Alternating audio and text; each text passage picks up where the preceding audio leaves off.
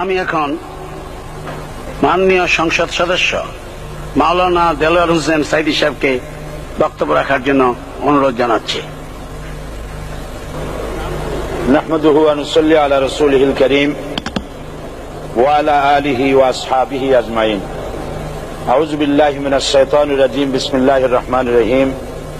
মাননীয় স্পিকার, আপনি এই মহান সংসদের স্পিকার হিসেবে নির্বাচিত হয় আমরা জাতীয় সংসদের পক্ষ থেকে আপনাকে অন্তরের অন্তঃস্থল থেকে মোবারকবাদ জানাচ্ছি।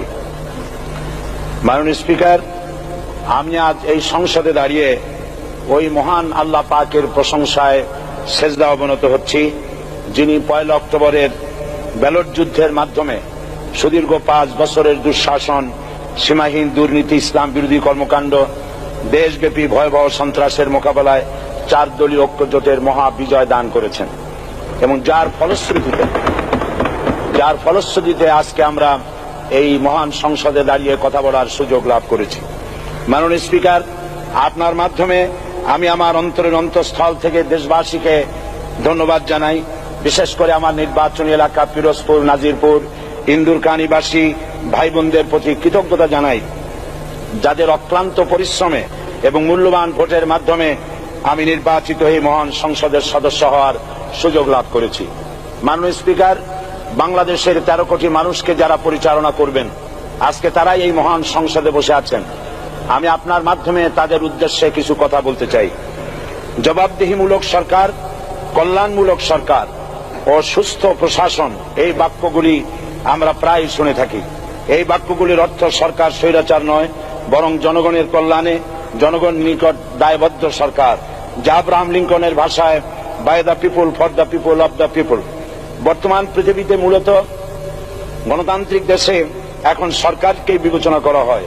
এরূপ সরকারের জনগণের সার্বভৌম ক্ষমতার উৎস হিসেবে বিবেচনা করা হয়, অর্থাৎ সংখ্যাগরিষ্ঠ প্রতিনিধিদের প্রণীত আইনই হল আইন এবং নির্বাচিত হবার পর সরকার হয়ে পড়েন সমগ্র জনগণের, আর বিরোধী দল হয় ছায়া সরকার। মাননীয় স্পিকার, সরকারকে সঠিক পথে পরিচালনার জন্য বিরোধী দলকে অপরিহার্য বিবেচনা করা হয়। বর্তমান গণতান্ত্রিক চেতনা বেশি পুরনো নয়, মানুষ মূলত রাজতান্ত্রিক স্বৈর শাসনের সাথেই বেশি পরিচিত। বস্তুত বর্তমান পৃথিবীতে গণতান্ত্রিক শাসন ব্যবস্থায় জবাবদিহিমূলক, কল্যাণমূলক, স্বচ্ছ প্রশাসনের যে কথাবার্তা আমরা শুনতে পাই, এর প্রথম উপস্থাপক হলেন বিশ্বনবী হযরত মুহাম্মদ রাসূলুল্লাহ সাল্লাল্লাহু আলাইহি ওয়াসাল্লাম। বর্তমান গণতান্ত্রিক ব্যবস্থাপনার সাথে ইসলামের মূল পার্থক্য হল সার্বভৌমত্বের ধারণা নিয়ে। ইসলামের দৃষ্টিতে সার্বভৌমত্বের মালিক জনগণ নয়, মালিক হলেন আল্লাহ রাব্বুল আলামিন। কিন্তু সরকার গঠন ও পরিচালনা জনগণের ইচ্ছার ভিত্তিতে হতে হবে। জনগণের ইচ্ছার বিরুদ্ধে ক্ষমতায় থাকার অধিকার ইসলামের স্বীকৃত নয়। মাননীয় স্পিকার, সাধারণত লক্ষ্য করা যায় সরকার, সরকারি কর্মকর্তা ও কর্মচারীবৃন্দ জনগণের উপর নানাভাবে জুলুম, নির্যাতন বা শোষণ করে থাকে। জনগণের খাদেম না হয়ে তারা হয়ে পড়েন জনগণের প্রভু। তারা জনগণের সম্পদকে তসরুপ করে। এই অবস্থা থেকে মুক্ত করার জন্য রাসূল করিম সাল্লাল্লাহু আলাইহি ওয়াসাল্লাম সরকারি কর্মকর্তা ও কর্মচারীদের মধ্যে তীব্র দায়িত্ব অনুভূতি জাগ্রত করে তিনি বলেন, ঘুষ দাতা ও গৃহীতা উভয় জাহান্নামী। নবী করিম সাল্লাল্লাহু আলাইহি ওয়াসাল্লাম আরো বলেছেন, আমরা যদি কাউকে কোনো রাষ্ট্রীয় দায়িত্ব প্রদান করি তখন সেই ব্যক্তি তার ব্যক্তিগত কাজ যতটা নিষ্ঠা ও আন্তরিকতার সাথে পালন করে, রাষ্ট্রীয় দায়িত্ব যদি সেভাবে পালন না করে তবে কিয়ামতের দিন তাকে উল্টো করে জাহান্নামে নিক্ষেপ করা হবে। রাষ্ট্রীয় সম্পদ তসরুপের ব্যাপারে কঠোর হুঁশিয়ারি উচ্চারণ করে বিশ্বনবী মুহাম্মদ রাসূলুল্লাহ সাল্লাল্লাহু আলাইহি ওয়াসাল্লাম বলেছেন, রাষ্ট্রীয় দায়িত্ব পালনকারী কেউ যদি এক টুকরা সুতা বা তার চেয়েও ক্ষুদ্র কোনো জিনিস খেয়ানত করে তবে কিয়ামতের দিন খেয়ানতের বোঝা মাথায় করে তাকে উঠতে হবে। মাননীয় স্পিকার, আল্লাহ রসুল যে সরকার ব্যবস্থা প্রতিষ্ঠা করেছিলেন তা সত্যিকার অর্থে ছিল জনকল্যাণমূলক সরকার। তার সরকারের দায়িত্ব পালনকারী ব্যক্তিবর্গের মধ্যে চরম দায়িত্ব অনুভূতি জাগ্রত করে দেওয়া হয়েছিল। এটা সম্ভব হয়েছিল কেবলমাত্র আখিরাতের তীব্র বিশ্বাস ও মহান আল্লাহর দরবারে জবাবদিহিতার অনুভূতির মাধ্যমে। মানুষের নিকট জবাবদিহিতা পাশ কাটিয়ে যাওয়া যায়, কিন্তু আল্লাহর নিকট জবাবদিহিতা পাশ কাটানোর কোনো সুযোগ নেই।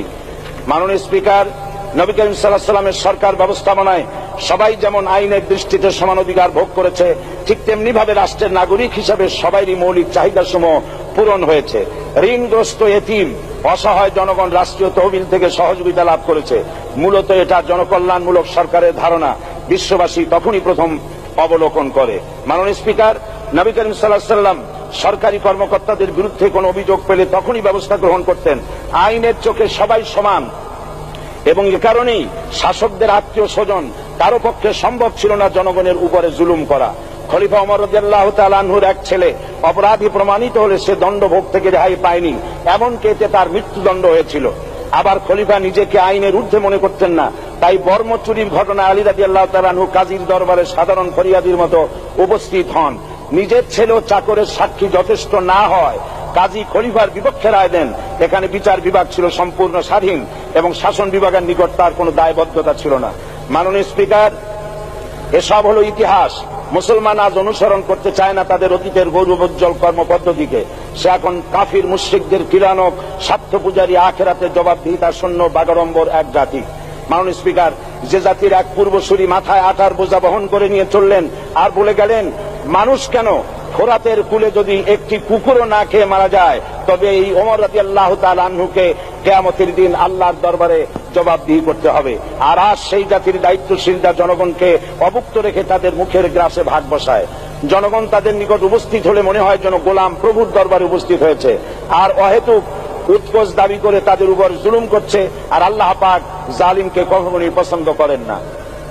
মাননীয় স্পিকার, আমি দৃঢ়ভাবে আশা করি এই অবস্থা কাটিয়ে উঠে আমরা রাসূল করিম সাল্লাল্লাহু আলাইহি ওয়াসাল্লাম কর্তৃক প্রদর্শিত রাষ্ট্র ব্যবস্থার অনুসরণ করে একটি সুখী, সমৃদ্ধশালী, আধুনিক ইসলামী রাষ্ট্র পরিণত করে বাংলার প্রিয় জন্মভূমি বাংলাদেশকে আজ গোটা বিশ্বব্যাপী শোষণ, নির্যাতন, হানাহানি, অশান্তির মধ্যে, তাই আজ পৃথিবীর অধি আগ্রহে অপেক্ষা করছে ইসলামের আলোকে এমন এক রাষ্ট্র ব্যবস্থার যেখানে দায়িত্বশীলরা আল্লাহ তাআলার কাছে জবাবদিহিতার পাশাপাশি জনগণ নিকটও জবাবদিহি করতে বাধ্য হবে। মাননীয় স্পিকার, অনেক ত্যাগ ও তিতিক্ষার রক্তের বিনিময়ে গড়ে উঠেছে আমাদের গণতান্ত্রিক প্রতিষ্ঠান এই জাতীয় সংসদ। এই সংসদের সম্মান রক্ষা করার দায়িত্ব আমাদের সবার।